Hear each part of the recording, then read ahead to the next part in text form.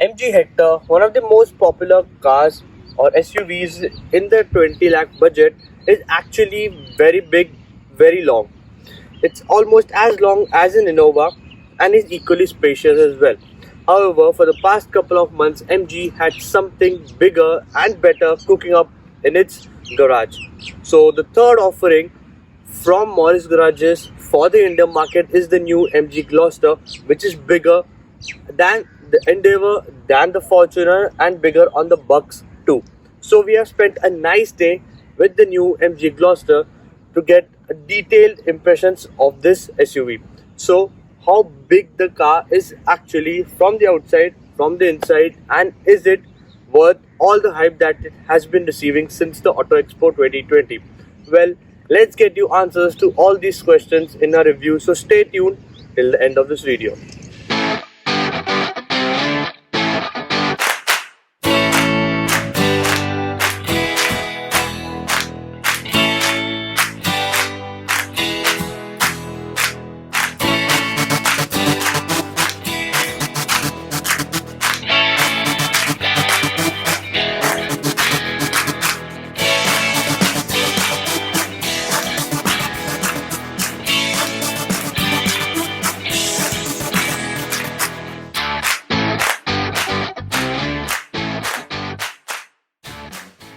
So let me first tell you about the dimensions and sizing of the MG Gloster. So the Gloster is nearly 5 meters long, 1926 mm wide and 1867 mm tall. The wheelbase stretches out to almost 3000 mm or 3 meters, which makes it pretty massive on the papers. Wait till you get a look inside and then you'll see how big the car is actually. As a surprise for its prospective buyers, sort of a delight to them, that the Gloster will come as a 6-seater as standard. So in simple terms, if I have to explain it to you, if a 7 feet tall person stretches right from the boot to the dashboard, he'll still have some feet left at his disposal. That's how big it is. On the outside, the first thing that caught attention to my eye is this British branding saying Brit Dynamic. MG or Morris Garages is actually a British company and is very old, older than you might actually think. So the SUV actually looks very simple over here but quite practical. For some people and personally for me, Hector seems to be the most stylish option among the both. The SUV manages to show off its dominating bossy looks very nicely, very efficiently. It gets dual barrel LED headlamps, this massive chrome slat grille, 19-inch alloys and wraparound LED tail lamps. No branding over the car but just this massive Gloster inscribed on the boot. Inside the cabin, there are tons of highlights, tons of features to have your hands upon. 70 features to be precise. If you compare it with the Hector, well, the Hector just gets half of these features.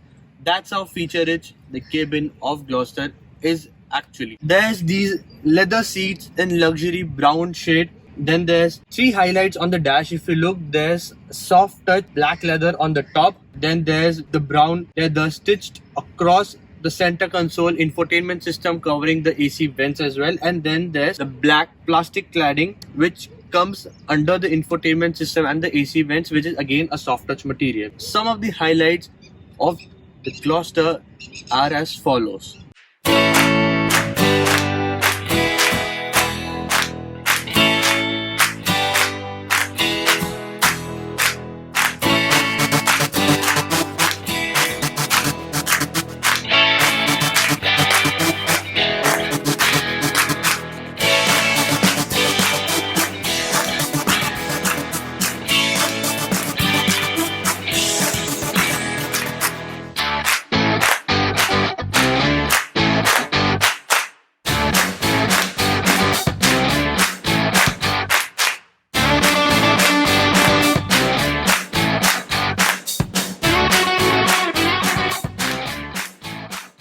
Now the driver's seat actually feels very comfortable, very accommodating, very spacious.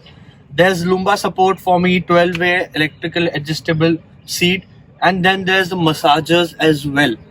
However, Gloster does not spoil the rest of the passengers as much as it spoils the driver. So the massager and the lumbar support is actually available for the driver only. Then there's also ventilated and heated seats, both the options only for the driver again, but the front passenger goes away with just heated seats.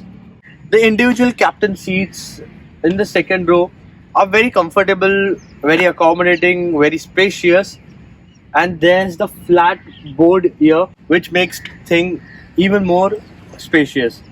So if you can see, there's generous amounts of knee space that I have, generous amount of head space that I have. The under thigh support is just about right, seems all right to be, and plus if you don't find yourself in a relaxed position, then there's the recliner for your needs as well.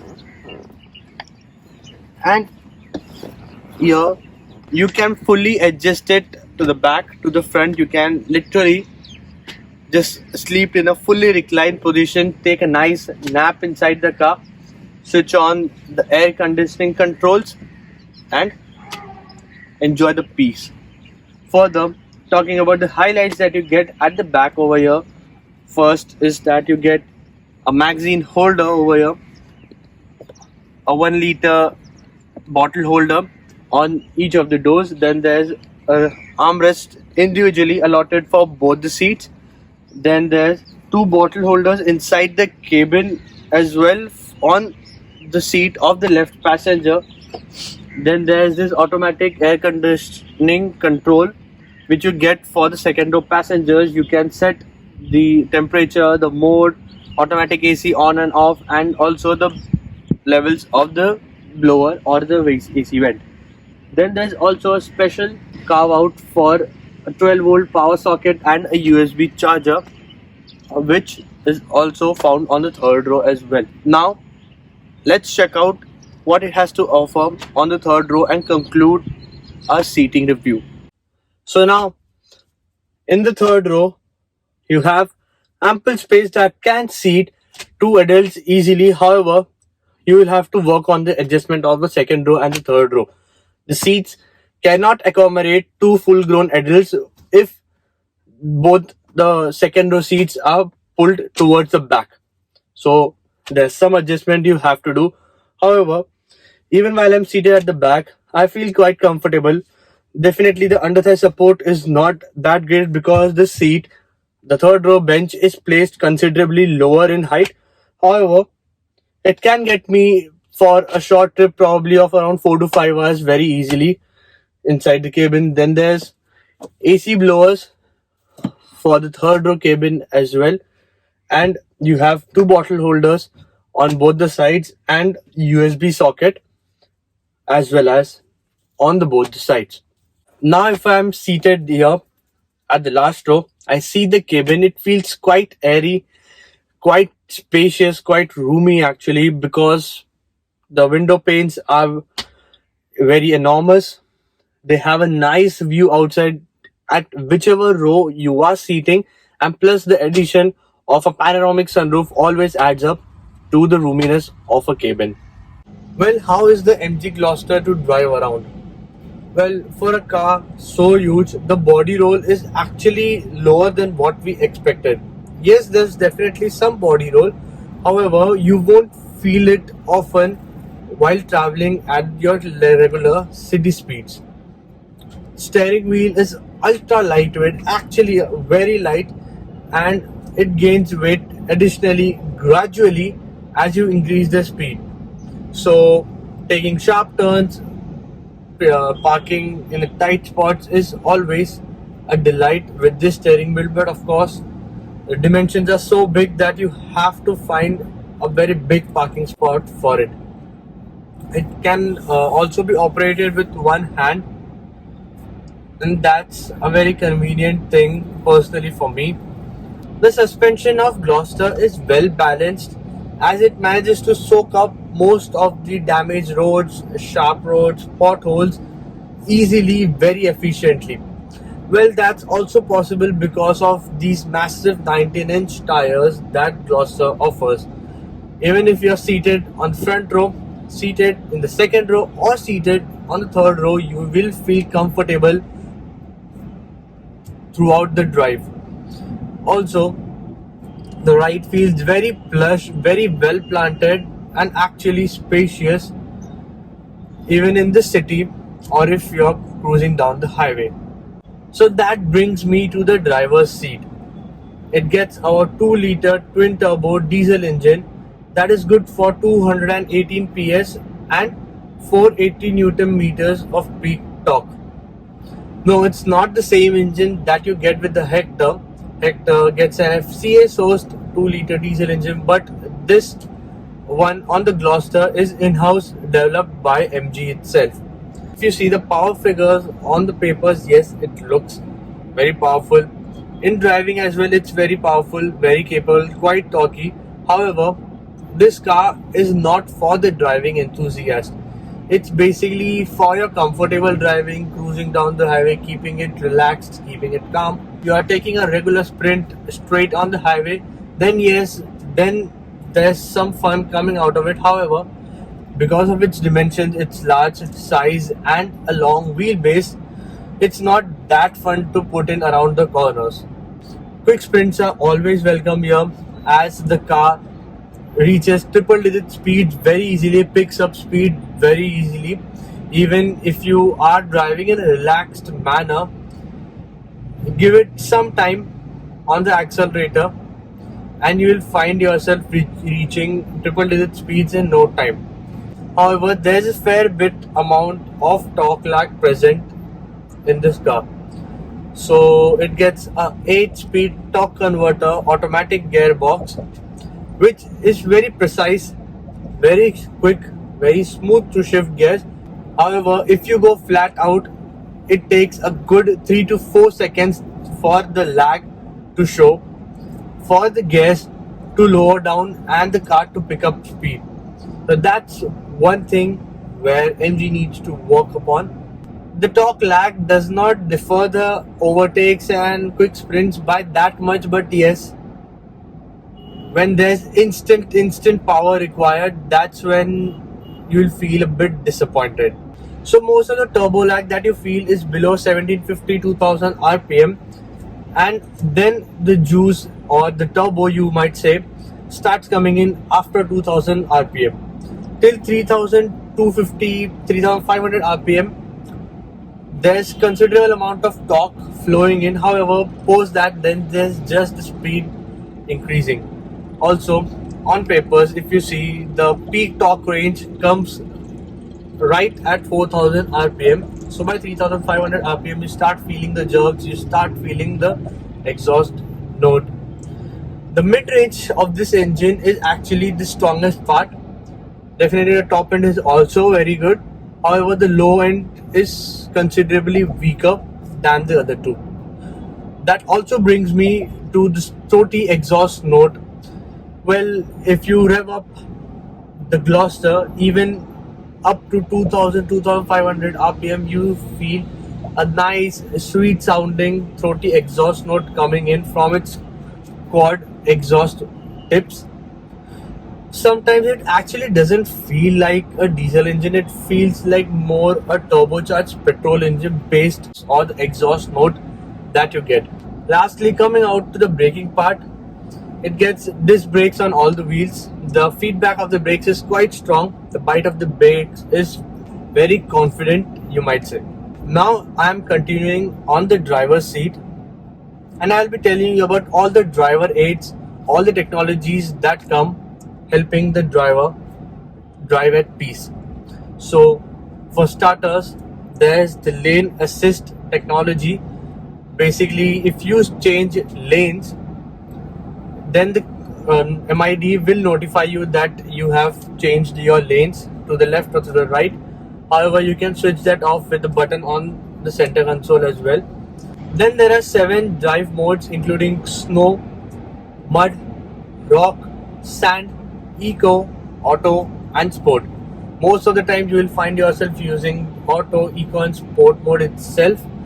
Since the car has off-roading credentials to its name, then you might be using the rock mode or probably the mud or sand mode. So basically you get different throttle responses, different traction control modes, and all the other technologies working differently for each individual mode. That also brings me to its 4x4 drivetrain, which remains standard, and it also gets electronic mechanical differential locking, which you can change on the fly. Well, we haven't been able to try out its off-roading capabilities because we just had it for a brief time. It also gets adaptive cruise control, which is a very important and a handy feature if you have switched your cruise control on, and the car senses that the front moving car is coming very close to you, like you are moving very close to it, then it automatically reduces the speed, applies the brakes, and waits for you to change the lanes. Once you have changed the lane or the front moving car has gone at a considerable distance, then the car will automatically resume its cruise control and increase the speed which was set earlier. Then there's the forward collision warning and autonomous emergency braking that you have to set in the infotainment system.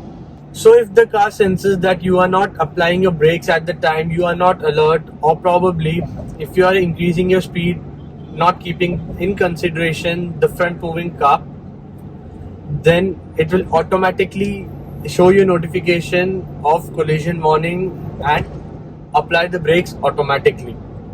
Another important thing that it gets for helping the driver is semi-autonomous parking. This is a very premium feature that's not found in many cars.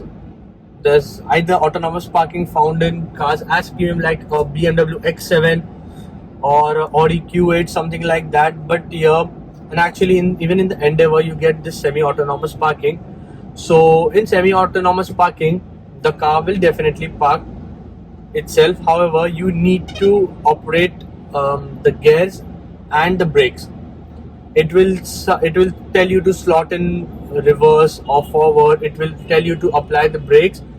However, it will take care itself of the steering wheel and the acceleration while going forward or while reversing.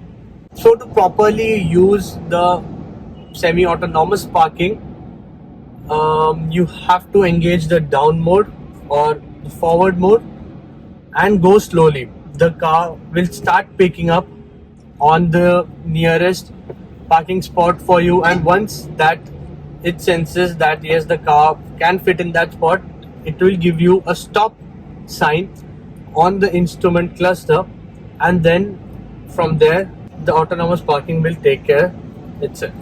Talking about the mileage part, well, we didn't have the car for a very long time, but we were still able to get some idea of what the average mileage can be expected. So with the help of the MID and the fuel reading, we can tell you that the Gloster will offer about 7 to 10 kmpl on an average. If you're driving aggressively, then the mileage can go down to 6 kmpl as well. However, if you're driving very calmly, economically on the eco mode, probably you can achieve 12 kilometers per liter easily. For your best interest, the average mileage that you should be expecting should be around 7 to 10 kmpl. Further, it gets a fuel tank capacity of 75 liters, that coupled up with the average fuel efficiency of 7 to 10 kmpl, you will have somewhat 600 to 750 kilometers of driving range.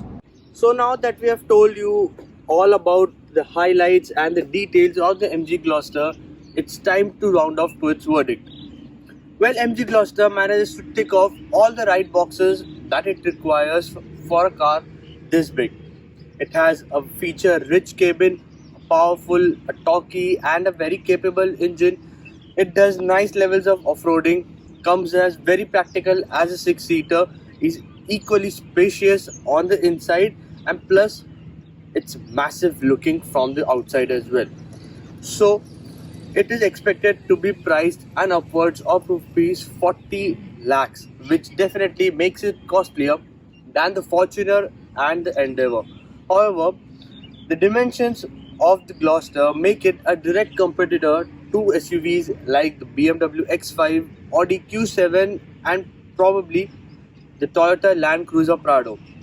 So, with the prices that we have been expecting of the Gloster, you will be getting a car that big in nearly half of the price with almost all of the premium features that you get in those premium cars. And in comparison to the Fortuner and the ND, well, the Gloster is much bigger, much spacious, and has a lot of premium features too. So, if you have a budget of 40 to 45 lakhs, ready to spend that amount of money for a car which is big, spacious, has a powerful engine, and is also very practical, well, the Gloster seems to be the right choice for you.